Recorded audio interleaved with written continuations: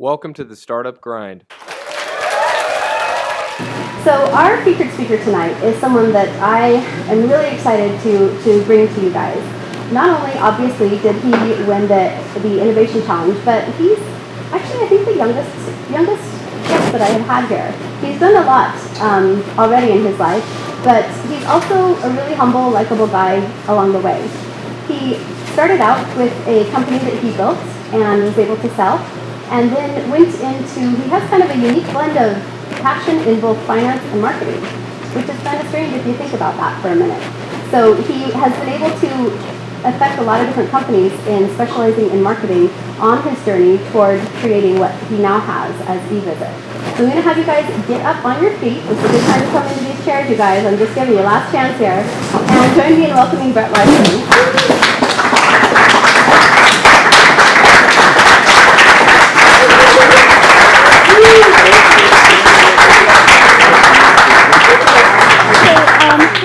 We like to know not just about the business, but also about the people behind the business. So we're going to start with the story of Bret. So tell us a little bit about your early life, where you're from, your family, where you grew up, all that good stuff. So I was born in Welcome to the Startup Grind. Saudi Arabia. Moved back to the U.S. I'm the youngest of four, so I've got two older sisters and an older brother. And we moved back to the U.S. during the Gulf War. My dad worked for Aramco, which is Saudi oil. I grew up in a pretty traditional home. My dad was in HR. My mom was a homemaker, and super close with my siblings because of I attribute to the living overseas and kind of having to get a lot closer because there's not a whole lot more to do in Saudi Arabia. Unless you like playing with sand, and then there's a lot more to do. But just from a really young age, I've always really loved. I hated asking my parents for money, and so I think I came from school when I was 6 or 7. And my mom had gone to a Price Costco, which is now just Costco for those who use them, and had bought just a whole bunch of candy. And I set up a candy stand out in front of my house, and had been doing little side projects ever since, from pet sitting to mowing lawns, and then e-commerce, and now on to eVisit. So very cool. I grew up here in Phoenix for the most part, last 20 years off and on. Very good. So when you were young, was there any one thing you wanted to be when you grew up, or did you really think about it much?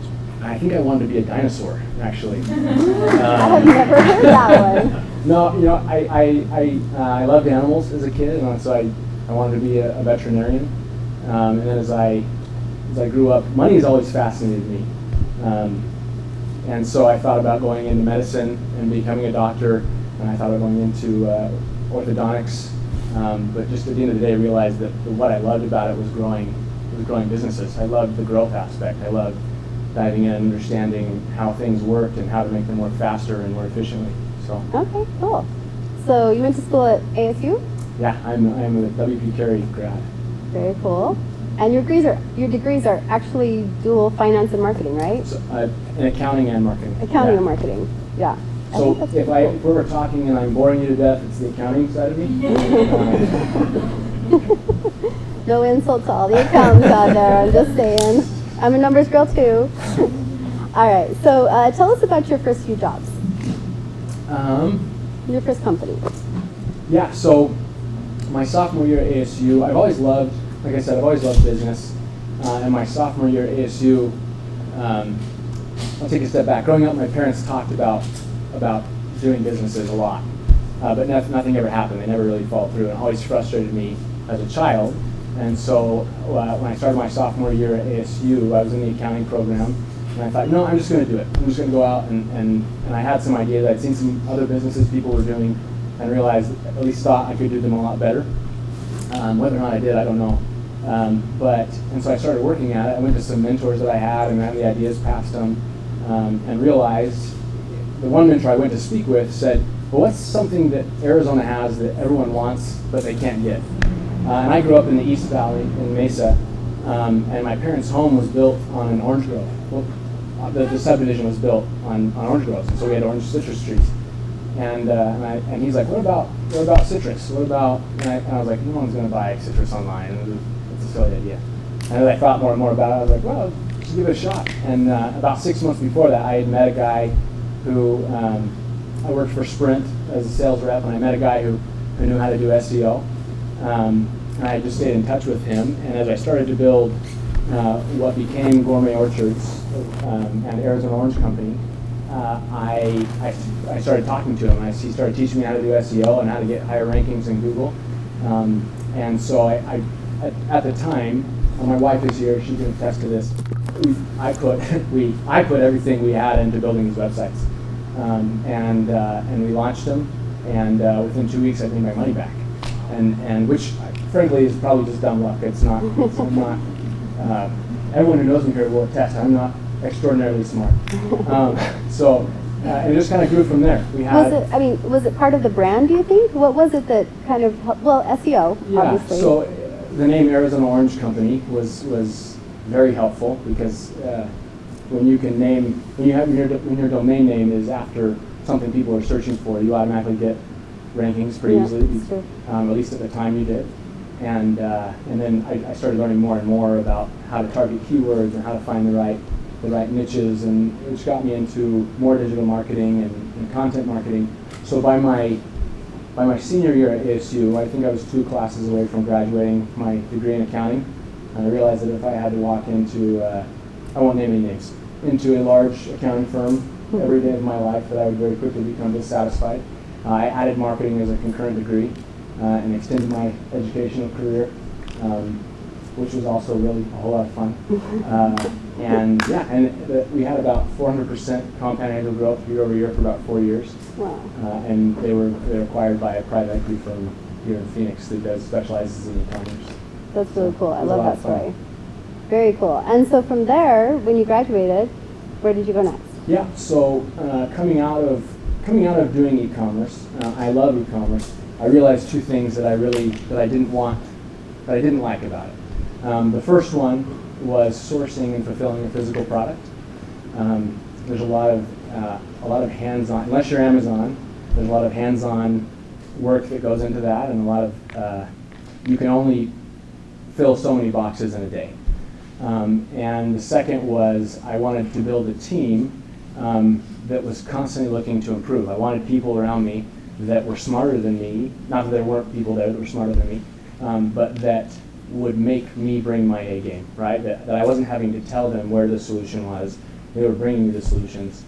And so I realized something that met both those criteria was software. And I thought, if I could get into software, I don't have a technical background myself, but I knew that there was a large opportunity there to scale a lot faster.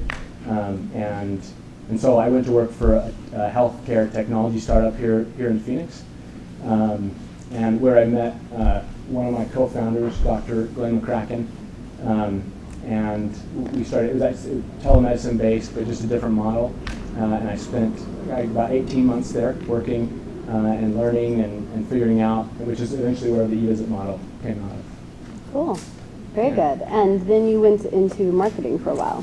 Yeah, so I was on the marketing side there. Coming out of that organization, I actually went to work for Tallwave. I started out as a senior venture associate, and so I was working on the services side of the Tallwave arm. I got to know, Tallwave was probably the best thing that happened in my career.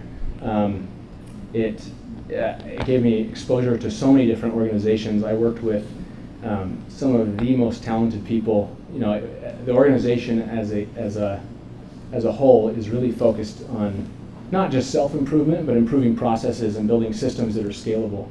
And what they're doing now in the Valley around really building strategic, laser-focused programs is incredible. Like stuff that I learned there that I'm applying myself, but that what startups really need. Finding those little programs that help you build your content marketing strategy or help you validate your product. Like it really is, the way they've transformed over the last even just 18 months has been really something else. It's been pretty cool. And so that's where I learned all the stuff that I learned that's kind of helped to start to build and scale eVisit. And then from there, I went to work for a company called Campus Logic. So Greg Scoresby spoke with you just not too long ago, just 2 months ago? A few months ago, yeah. And He I won was- Venture Madness, so he was Yeah, my and featured Venture they Madness. also were in this recent cohort with us that won the Innovation Challenge. And I worked for Greg as his VP of Marketing for about 6 months, which was a lot shorter than I had initially planned. We thought that it would take a lot longer for eVisit to kind of get up and moving and going a lot faster. But I helped to develop their content marketing strategy and kind of architect their marketing program. Their story, you guys heard it already, is really pretty incredible, and they're doing phenomenal things. Greg is just the best. Yeah, very cool. Okay, so we're going to shift gears and talk a little bit about marketing for startups for a minute here. So it's funny to me, when I'm hanging around more traditional business owners, not startup business owners, marketing is their number one focus in life. I mean, it's how can I grow my business, so they think of marketing. When I'm hanging around with startups, they're looking at funding, like how do I grow my business through funding. But at the end of the day, both of them do end up concerned about marketing. And so I always love to splice as much marketing as possible into the startup minds. So we're going to take a few minutes and talk about this. So when people are starting a startup, what's your opinion? Do you feel like they start, how do they integrate marketing, or the plans for marketing or the thoughts about marketing? How early should they be thinking about that? And kind of how would they integrate that into the beginning when they're just still like building a prototype and thinking of the very basics? Like, yeah. So from Christie mentioned I'm young. I'm actually 15 and a half. And on the camera, I'm going to look like I'm 12. I'll be grateful later on in life, I'm sure. But from my perspective, marketing is the very first thing that I always do. Before I go, it's a way for me and the companies that I've worked with to validate your idea. With marketing today, digital marketing, it's extremely easy for very little money to drive traffic and eyeballs to any given concept or idea you may have, and to test messaging.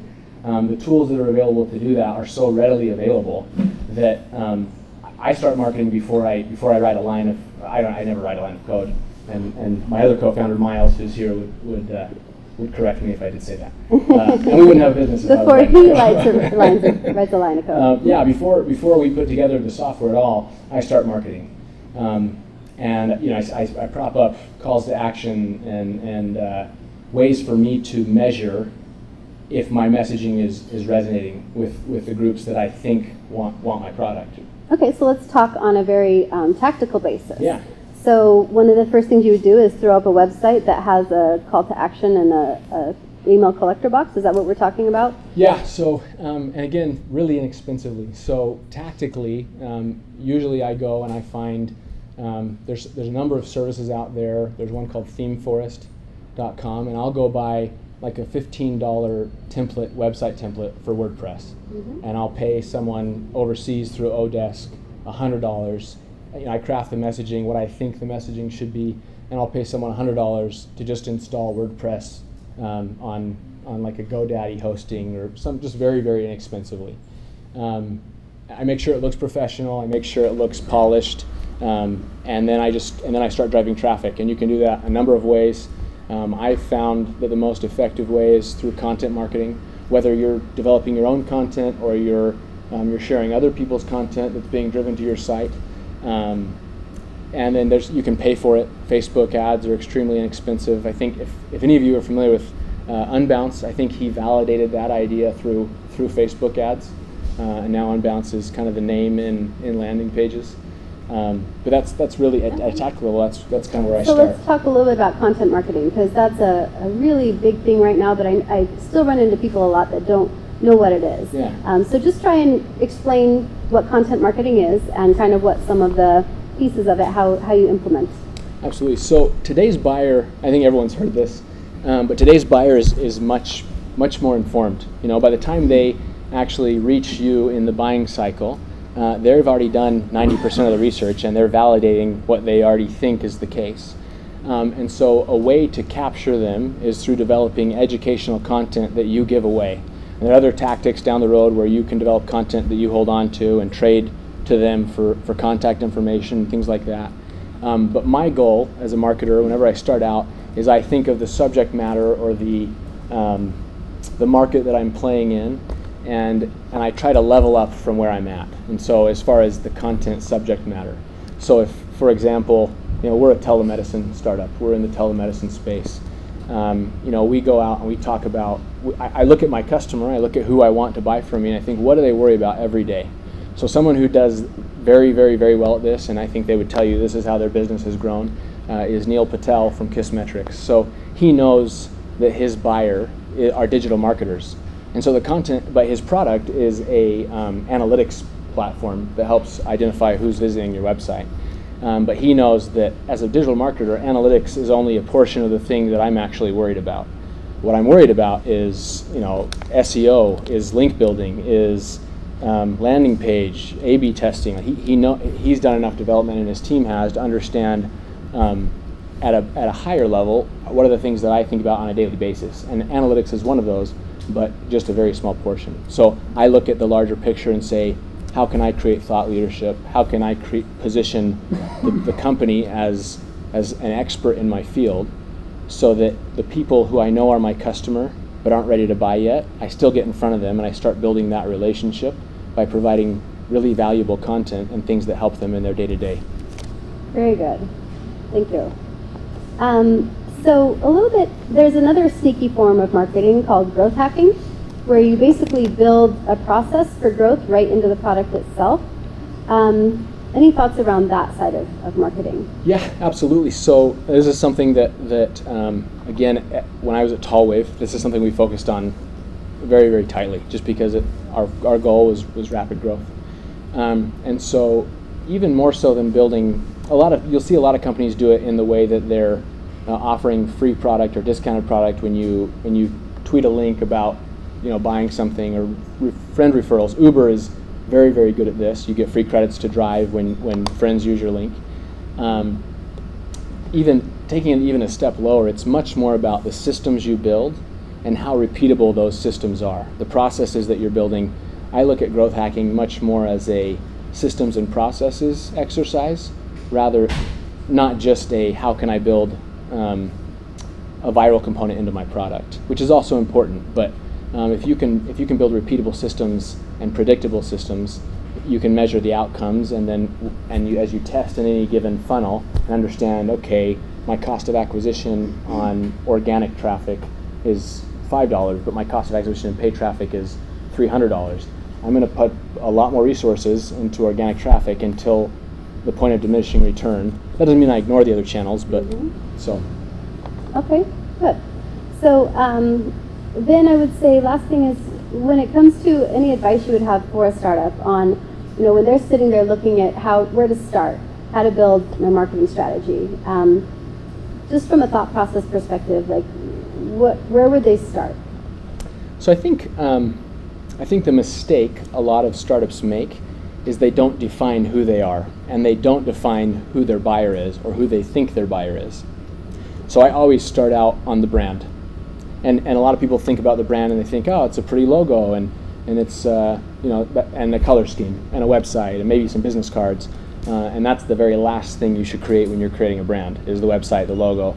The exercises that you go through to develop what kind of persona you are. If your company was a person, how would they talk? How would they interact? What kind of information would they share? What do they like? So I think that's where startups need to start, is who's my buyer, and how am I going to differentiate my brand in what we stand for and what value we bring from every other company out there? Because I guarantee you, we would see startup entrepreneurs all the time saying, no one else is doing this. And they're like, well, you're absolutely wrong.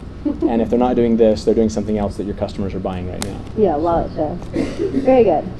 Branding is one of my favorite things, and I was not even trying to prompt you to say that, but that was awesome. Well, you're welcome. It's true, it's true. Okay, so let's go ahead and go toward the story of eVisit now. So, concept to revenue in 1 year. It's pretty crazy. Do tell. So all the processes I just talked about, we spent a lot of time on the front end at eVisit, my founders and I, thinking, really diving in on users, understanding before we went out and built, before we talked to physicians, we talked to patients, to really understand what the pain points were.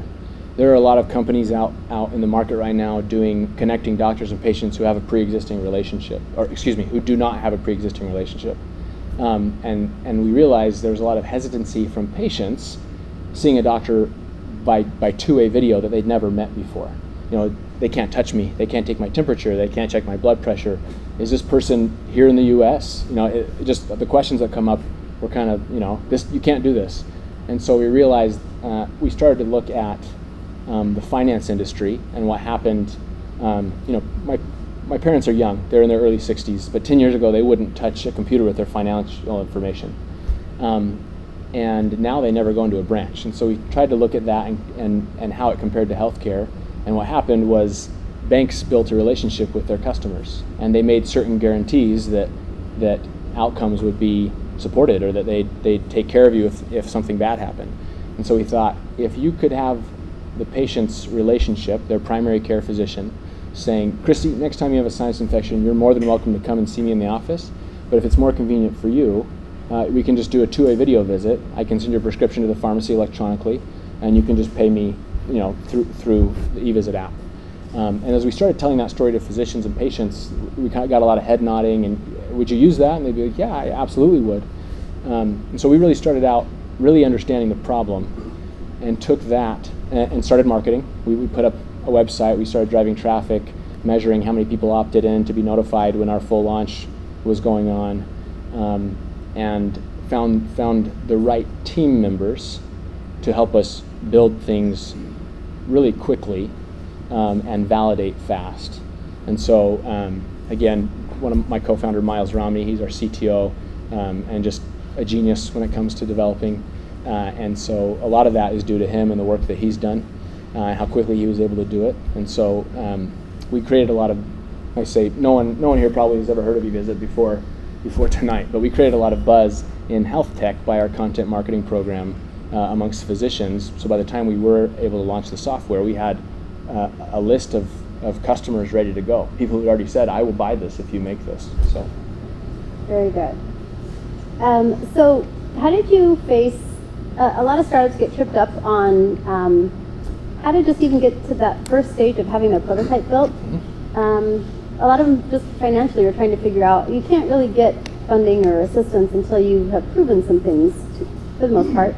So how did you guys pull it together to be able to get to the right stages that you needed to get to? So another thing, this isn't a tall wave plug, like I'm not being paid, but one of the things I learned there was just to be really scrappy, to figure out, I think I was introduced to Elance and Odesk there, figuring out when you don't know where to go, you tend to go to a friend or to the people who are marketing very well and who are very, very expensive. And so our focus was finding independent developers that we could verify actually knew what they were doing, and to go out and start building. So we raised a very, very small amount of money, and then we put in our own money to really get to that first validating prototype, if you will. Very good. So what have you learned about working with a partner? I must say, one of your partners has a pretty cool last name, the McCracken one. Is that his last name? Yeah, and it's scary if he's mad. So when I did Growing Orchards, I did not have a partner, not a formal business partner. My wife was a huge support, but not someone who was in the business with me every day, living and breathing it. And when I did that, I knew that the next business I did, I wanted to find a partner or two, and I knew. And I wanted them to be really good partners. And you usually don't find out till after. No one goes into a business thinking, I'd like to find a really crappy partner. You don't find out till after the fact. But I had worked with Glenn before, so I knew Glenn. I had worked with Miles before, so I knew Miles. We all got along. We knew how each other worked. I had seen the amount of dedication that they both had in their respective areas, and so having a partner in my mind is one step closer to ensuring you don't fail. And there are those companies that have a single founder that do phenomenally well, and they do great. Personally, I don't know how, because there are days where you walk out of the office and you're like, this is never going to work. It's not going to work. And then you'll get a phone call from I'll get a phone call from Glenn or from Miles and be like, hey, such and such partner just signed XYZ deal, or we just won the Arizona Innovation Challenge or whatever it is, and you're like, oh my gosh, it's going to work. This is going to work. So it really, you find a lot of balance when you have the right partners and they bring the right skill sets to the table. That's cool.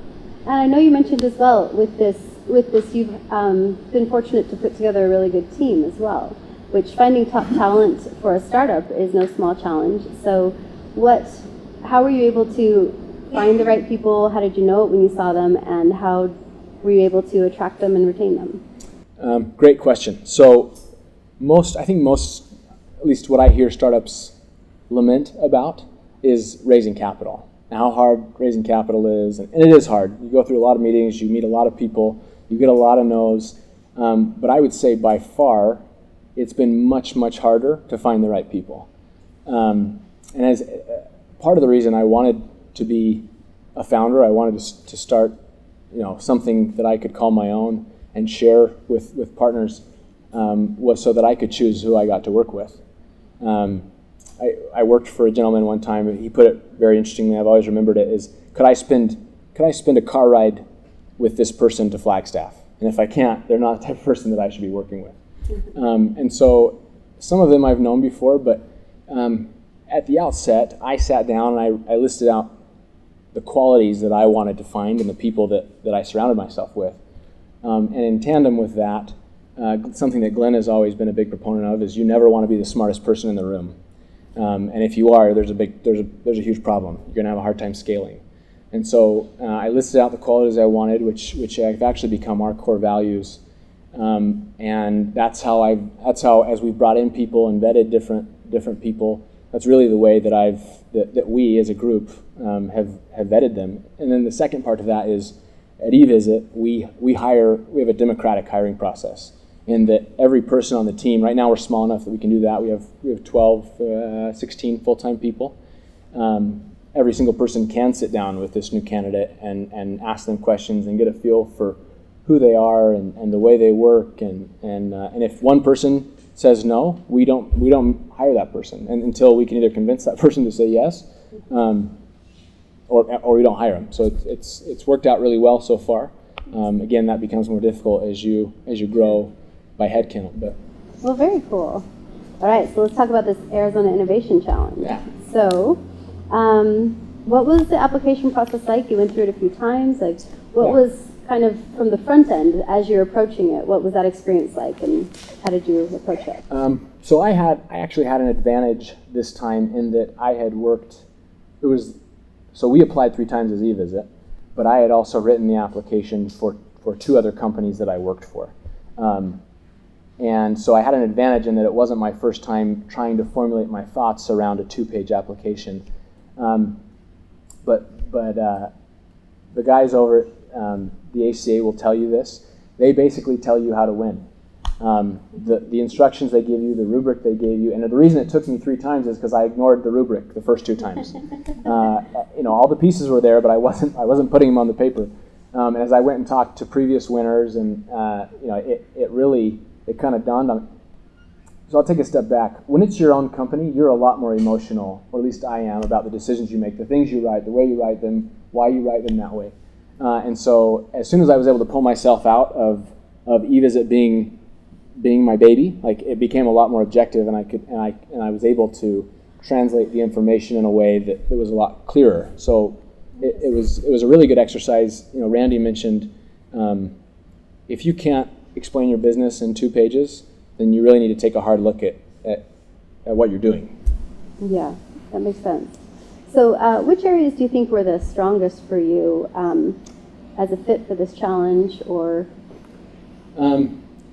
our customer base has grown relatively quickly for the stage that we are at, and I feel like we've because of the time we spent up front developing the brand and really understanding what we are, we were able to convey that very clearly. We didn't. I went over it probably 10 or 15 times before we actually submitted it and took things out and rewrote things.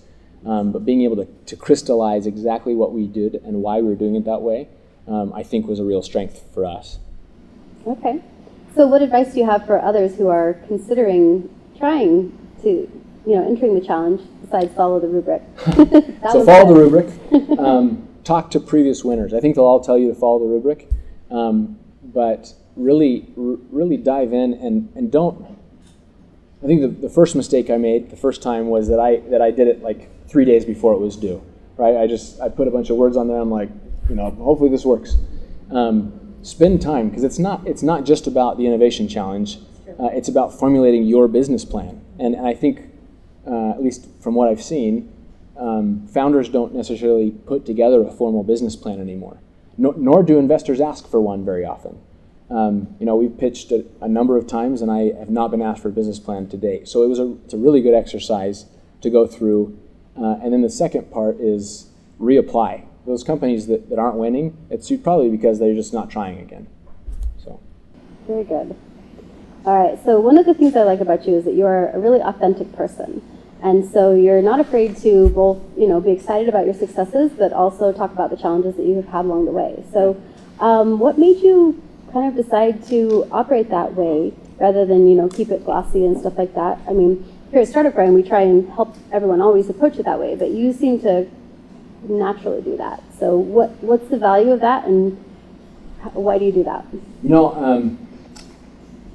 Greg Scoresby actually taught that to me. Doing a startup's hard. There are days as a founder, I walk into the room and I've got to be on. Like I've got to be, regardless of what's happening, how much cash we have in the bank, how well the software is or isn't working. It's hard. It's really hard. The minute you walk into the room, you've got to be on. And so having a mentor who's been there, who's done that, or who's currently doing that, for me anyway, has been really meaningful. And Greg's been really, really good at sitting down. We work. He's actually given us free office space for the first 6 or 7 months that we've been in operation, which has been just completely generous. But once a week I'll walk down there and he'll just let me unload on him. He'll just let me, and then he doesn't do it as much, probably because he's not a whiner like I am, but he'll do the same. And I think having that relationship where, and I do it with my founders too. It's a way for you to, at the end of the day, nothing's going to change. Well, things are going to change, but you're not going to leave. It's not like you're going to stop doing this. You just need someone who really understands exactly where you're at, right? And having that and seeing how authentic he's been, and how it hasn't. I think when you're not authentic, it's because you're afraid that people are going to see you at a weak point and take advantage of that. And seeing Greg not be afraid of that really has allowed me to not be that way. So that's really cool. I think that's really important stress management for people that are absolutely trying to build things. Very good. So where do you see yourself in 10 years? Hopefully on my second startup, on my second large potential startup. With hopefully more work-life balance. I know. My wife is hoping so too, actually. I'll be home Sunday. But yeah, so I love doing this. I love the creation process. I love, we at eVisit, we're extremely metrics driven. So we measure everything, and seeing those numbers improve, that's what gets me going. I read through the list of questions you had before, and one of them is what's your hobby? And I was like, I don't have any. eVisit is my hobby. Like I love business. So probably hopefully on my second startup. Okay, good. Anything else you would like to share with everyone tonight? No, honestly, the things that the ACA are doing for the state of Arizona are phenomenal. I mean, you look at New York has kind of followed suit, but the environment that they're creating to really foster the innovation in Phoenix is pretty phenomenal. I haven't seen any other markets in the U.S. that are doing this kind of thing. $250,000 in non-dilutive capital is pretty phenomenal. For us, it's meaningful. It makes a big difference. But and then on the other side, just the community that's being built here in Phoenix it's important. There's a reason there's a lot of successful startups in the Bay Area, because they built a strong community. And I think that what's happening with Startup Grind and the things that the ACA are doing are really starting to foster that, and you're starting to see a lot more movement. So. Very good. All right, so we're going to have Q&A in just a minute, you guys. But before we go there, we're going to play a little game called 20 Questions Rapid Fire. All right? So, this is where you guys get to know a little bit about this guy, and you can decide if you're Team Bret or Team not Bret, okay? Alright, so first one, tacos or pizza? Tacos. True Arizona boy, huh? Coke or Pepsi? Coke. Paris or Hawaii? Hawaii. Mornings or nights? Mornings. Favorite book? I actually thought through this before. I'm trying to think. 4-Hour Work Week, actually. Okay. Because someday that's got to be possible, right? It's not. Favorite operating system? I'll be OS X, Macintosh. Okay, all right. Kind of like a Is that an operating system? It's a political. Yeah, it is. Favorite app besides your own? Dang it. That's a good one. Angry Birds 2. You guys played that? It's awesome. All right. Favorite sport to watch? Basketball. Favorite sport to play? Basketball. My wife is laughing because I don't watch sports or play sports. All right. That's okay. Favorite vacation spot? La Jolla. Favorite food? Tacos. Okay. Favorite movie or TV show? Suits. Oh, that's a good one. Last concert you went to? I don't think this counts. Phantom of the Opera. It's not a concert. I know. I really don't get out much. People won't let me out much. We'll go with it. What's your go-to karaoke song?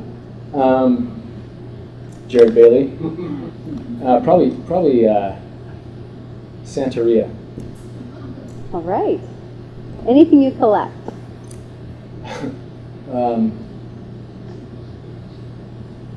Kids? We have two.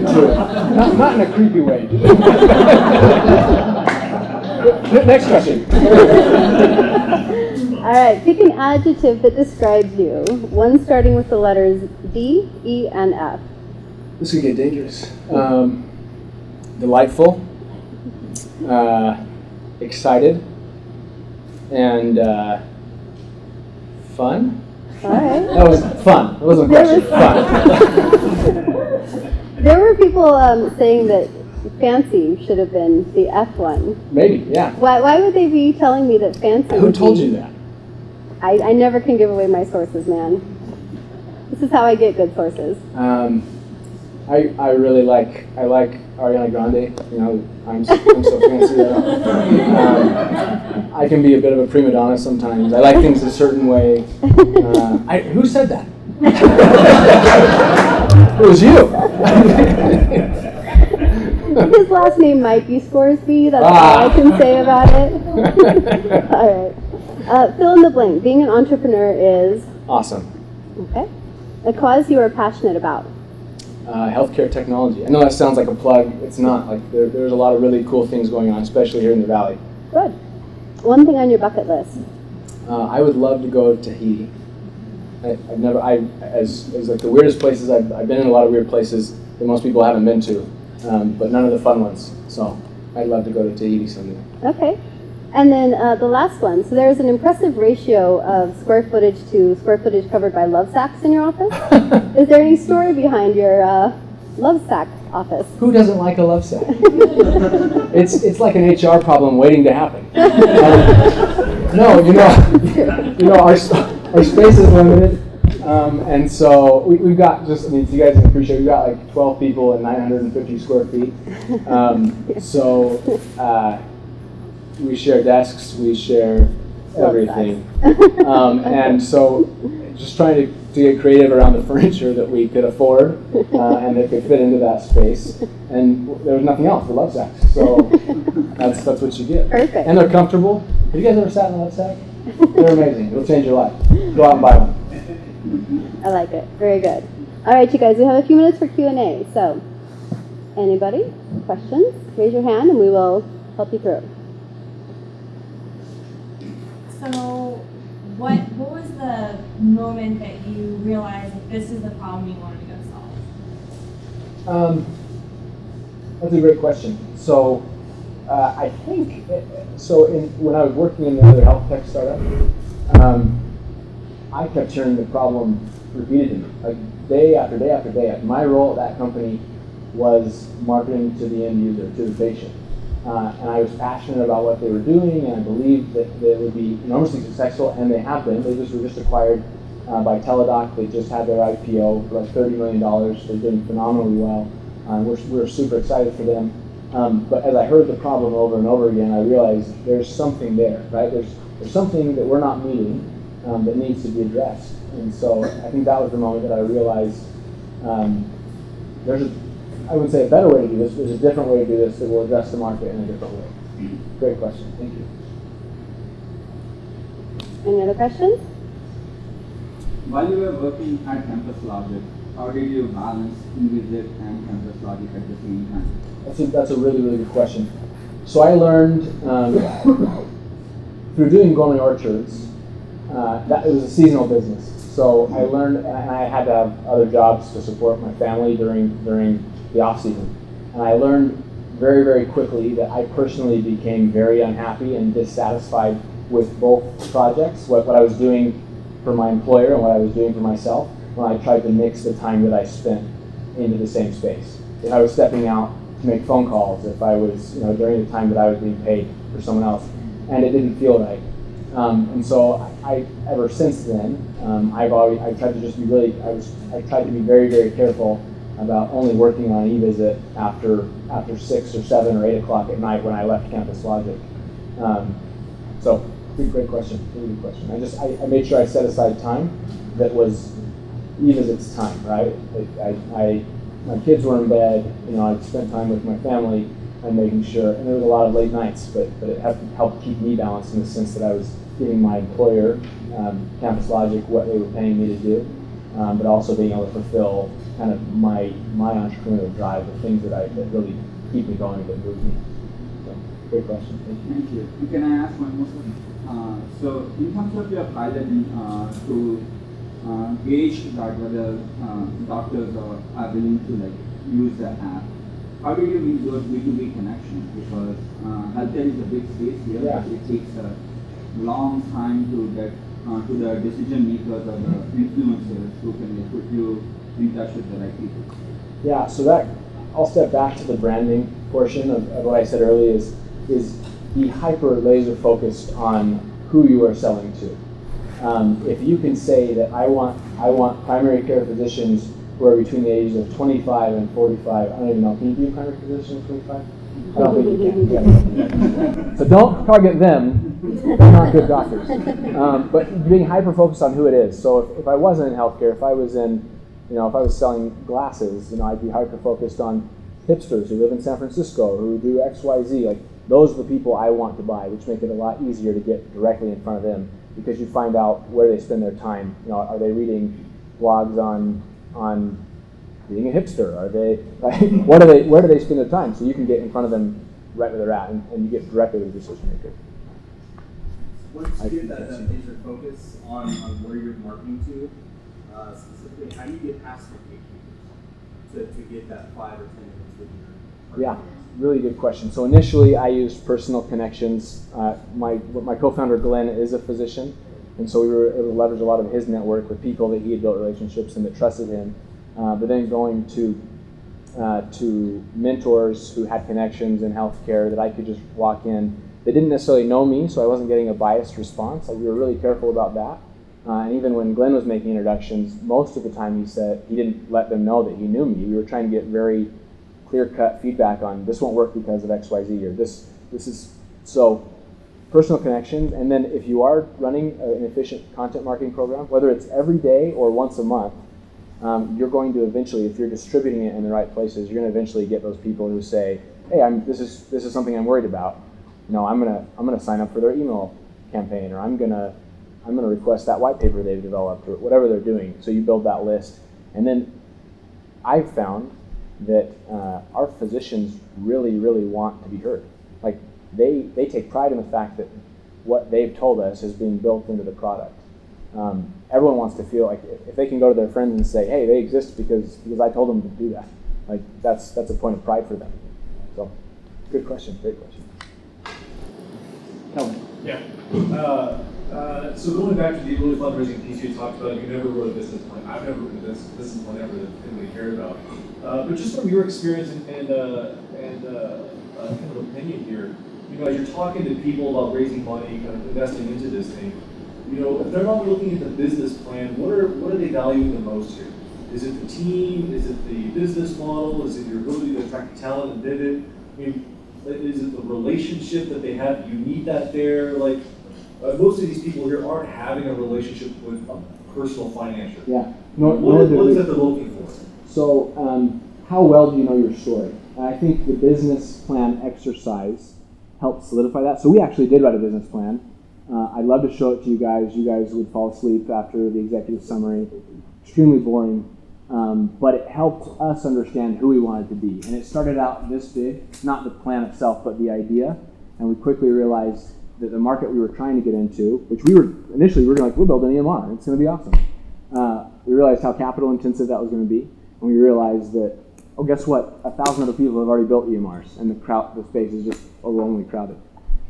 So I think the real differentiator, you need to write a business plan. You probably won't ever ask for it unless it's an old school financier, but solidifying your story in a pitch deck that you can deliver. Probably, you have your 5-minute pitch, you have your 15-minute pitch, and you have your 30-minute pitch, depending on how much time they give you, to be able to say, here's eVisit, this is why it's different, and here's why you should invest, and here's what we've done to prove that your investment is going to do this much more. I think it's just crafting your story in a way to hit the high points. Again, I love Tallwave, but they're not paying me anymore. That I learned that there, right? I watched 87 companies come through in the space of a year, and I learned, here's where those guys are off. I put on my investor hat. This is what doesn't make sense to me. Why are they trying to raise $5 million when they don't even have any revenue? You got to have a credible story, and you've got to act. You got to learn to know what you're talking about. I hope that answers the question. No, great. When did you start your company, and how much of your equity did you have to give up? It depends on who you ask when we started the company. Who's asking, I guess. We incorporated back in 2013, but really I had a non-compete in place, so we didn't do anything for a full year. I went full-time. It was nights and weekends after that, and then I went full-time this past November. Phoenix, historically, I think this is changing, which is awesome, is historically a real estate town. It still is, but the capital that is available is real estate capital. And when you go to pitch to a real estate investor, it's very difficult for them to understand how a company that's pre-revenue and potentially just an idea deserves any valuation at all. And so we got creative and we used a convertible note, which and so that's the instrument that we raised on. And we've gone out and we fortunately for us, most of our investors are physicians in our seed round. And so we went to friends and family, we built our network, and that's another reason why a co-founder is so valuable, because you exponentially increase your network and the people that you have access to, whether it's for capital or advice or whatever it may be. So, great question. All right, last one, anybody? Okay, well, let's give him a hand. Thanks, you guys.